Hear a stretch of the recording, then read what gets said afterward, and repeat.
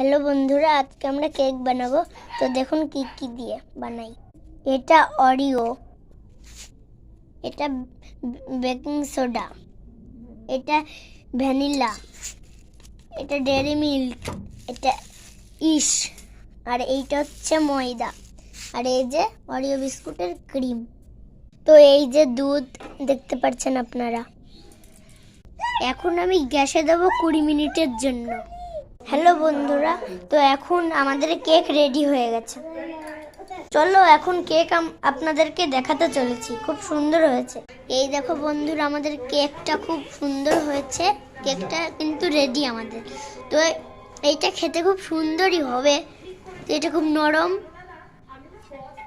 দেখুন, এই দেখুন খুব নরম, পিছনটাও।